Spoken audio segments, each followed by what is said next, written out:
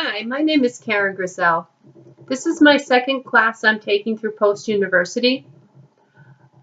I previously have an associate's in horticulture and business management and a second associate's in early childhood. I'm going to attend classes at Post in order to receive my bachelor's of child study so that I may continue the work as a director of a center in Norwich, Connecticut. I've been director there for 6 years. The state of Connecticut has added some requirements to my position, so I'm hoping to finish my bachelor's in order to continue the work that I'm doing. This will also allow me to conduct classes in professional development for teachers, parents, and other centers around the area. It will also allow me to teach these classes in early childhood environments, which is very exciting to me. That's where my focus has been through my 6 years as being a director. I have certification in Montessori education, which teaches children independence, and I would like to continue that by setting up environments that they're allowed to thrive in. My name, Karen, is short for Catherine. It comes from a Danish name. I'm not sure if it had anything to do with any part of my family. My grandfather on my mother's side was Danish, and I don't know if that flavored the idea to call me Karen. My mother just simply told me that she thought it was a beautiful name. She originally wanted to name me Catherine, but my father and she discussed it and decided they liked Karen better, and that's how I ended up with my name. There was no one in my family with the name Catherine, and no one else in my family had any connection to our heritage at all with their names. They simply just picked names that they thought were beautiful at the time. My name means hope. I found that out through looking it up. There is also another name in Greek that is similar to my name, and it means love. I live in Norwich, Connecticut. As I said, I've moved 12 different places in my life, 12 different homes. When leaving college, I married my husband, who became a Russian Orthodox priest, and we moved quite a few different places. I raised my 3 children as we moved from state to state. I lived in Pennsylvania, Massachusetts, Connecticut, and for a very short time in Rhode Island.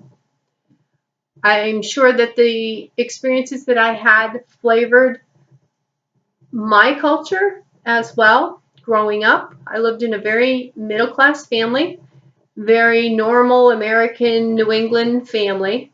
We didn't talk too much about our heritage. Our traditions were basically typical of the era that I was being raised in, kind of the Beaver Cleaver era, when you did certain things and practiced certain things in your home because that's what was considered a normal American home. However, I had various friends with various different cultural backgrounds, and I'm sure that flavored my background as well. One of my very closest friends, her parents were Italian. They'd come from Italy.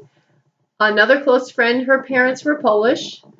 They have come, and it was wonderful to be part of their families. They invited me into their home for all their celebrations. So I'm sure I have a very cultural background, especially now in the center that I'm teaching in, because we have probably families from at least 15 different backgrounds, and I've been blessed to be able to be part of their lives and to learn where their backgrounds have brought them from and where they're going to. We just had a multicultural dinner in our center, and a lot of people came representing simply the cultures that they have in their own home, and some of them came representing the cultures that they came from. It was enlightening and became, again, I adapt a lot of different practices to my life from the people that I meet. because I married a Russian Orthodox priest and converted to Orthodoxy, I was blessed with being able to be part of a community that was another culture. Russian Orthodoxy is a culture within itself. My cultures that I was part of did form me into the person I am. My family believed in a hard work ethic. They believed in honesty. They believed in community. When you were a friend to someone in my family, it was extremely important that you kept your word, that you lived by a very Christian mentality, that you were very honest and open with people, and that you would help them whenever they needed to. We were very community oriented, and my family was a strong member of many organizations that also flavored my upbringing.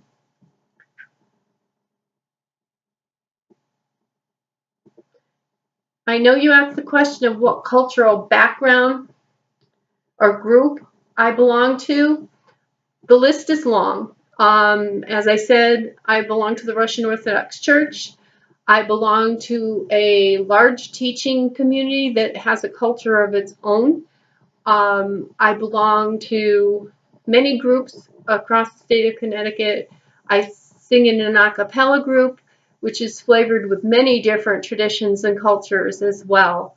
So all of this has come together into who I am and has helped me become a better person and have better knowledge about the different groups that are around the area. How do I feel about public speaking? You can probably tell it is not the most comfortable thing for me. My background as a child was a very traditional home, as I said, and in the 50s and 60s, when you were growing up, it was a mentality of being seen and not heard sometimes. And so I was very quiet and shy most of my life. I do a lot of public speaking now. I have taken my director's credentialing training, so I've had to get up in front of groups. When I'm in front of groups and speaking with my peers or my teachers or my families, I'm extremely comfortable. I thrive on feedback, so when I'm talking to someone, if I have someone with an expression on their face or a question or something they want to add, it spurs me on to speak more. I do not like speaking to a screen. I would much rather speak to a person that's in front of me. So it is uncomfortable for me. I didn't have a voice as a child. I was very, like I said, quiet and shy. As I grew up and went to college and had more experiences, I got stronger in what I believed and more able to communicate with people and be less self-conscious about who I was or what they might think of me. And I think that comes with age as well. I'm turning 61 in January, and I think from the time I was 40 till now, I've become a little more outgoing every year. What do I want to gain through this class? I wasn't sure when I first started taking it. Like I said, I'm a little apprehensive about speaking on a screen. Most of all of the communication that was discussed in the first chapter talks about all different styles of communication. The only kind I've never really used or embraced is mass communication. We have a tremendous amount of communication in the environment I work in. We do written communication with our parents. We do text. We do emails. We do sometimes face-to-face on the computer to talk to them if they can't make a meeting.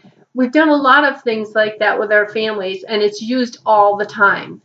I've been trained in dialoguing with people, so my staff and I very often will sit down and have discussions about things that are going on in the center. To me, that's a great tool and a wonderful form of communication when you can actually have have training in how best to get through to someone and talk to them. We seem to have a very strong communication system in our center, and it's been very successful in the past few years. I talk daily to parents on a one-to-one and in groups and on the playground. So we have a lot of communication going on, and we're very tied to the community. We do a lot of community activities. We belong to a group in Norwich that is completely made up of community services and educators. So I'm very active in that as well. But like I said, the only thing that we don't do at our center is communication through media. And when I read the first chapter of the class, and I talked to my son about how to put this on YouTube and get it to my fellow students, an idea popped into my head, and I went to school and talked to my teachers, and we're very excited about the fact that we're going to do little tiny clips of what our practices are in our center, clips with permission of the parents that might have their children involved in the clip, something that they can look at quickly in the evening and see something that their children are learning or why they're learning what they're learning. It's a very exciting idea, considering the fact that in this day and age, unfortunately, some of our parents are working 2 and 3 jobs at a time. And we do have meetings every month for our parents, but I've noticed that the meetings are dwindling and that our parents are overworked, and the economy right now for them in this area is very bad. So a lot of our parents, like I said, are working 2 and 3 jobs at a time, and it's become very difficult for them to connect with us. They feel like they don't know what's going on during the day. So I'm hoping that this reaches out to them and that it makes our community stronger. We'll continue to do our meetings. We have a lot of events at night. We just had the multicultural dinner. We have science nights. We have all sorts of things set up for the children to participate. But maybe one parent can come, maybe a grandparent brings them. But hopefully with these little videos that we do, our parents will see what we're doing and understand a little more where their children are during the day and feel more confident when they send them to school that we're doing what we need to do to progress them into their kindergarten experience. Thank you very much for listening to me. I hope everybody's having fun with their videos, and I look forward to seeing everyone's video. Thank you. Have a good evening.